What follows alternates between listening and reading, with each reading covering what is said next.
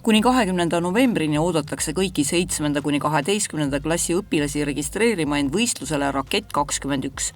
Võistlust korraldavad 21. kool ja TalTech, et populariseerida inseneeriat.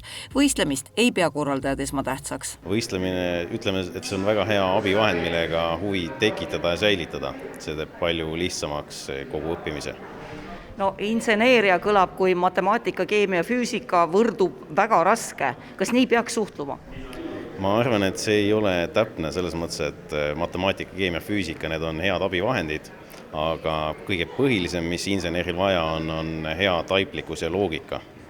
No tegelikult peaks vist õpilastele ütlema seda ka, et need on tuleviku erialad, olete nõus? Absoluutselt. Neid on Eestil väga vaja, meil on puudu kõikidest headest inseneridest. Siiani on peetud võistlust ainult 21. kooli õpilastega, kuid sel aastal on kavas kaasata teiste koolide õpilased. Kõiki neid, kes õpivad 7., 8., mis oleks siis üks võistkond vanuserühma mõttes, või siis 9. kuni 12. klassideni. Vajalik oleks moodustada 3–5 liikmelised võistkonnad, mille koosseisus oleks kindlasti erinevas vanuses õpilased. Kuidas on praegu väljapoolt 21. kooli õpilased huvi tundnud, on paljud registreerunud?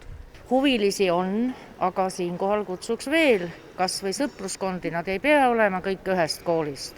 Kui on üks sõber ühest koolist, teine teisest, kolmas kolmandast, miks mitte liituda? Võistlemine toimub virtuaalselt, ülesande annavad ülikooli teadurid teisipäeval kell 19.00, millest on tund aega, et ülesanded lahendada. Aega registreeruda on kuni reede õhtuni ja seda saab teha aadressil rakett21.ee.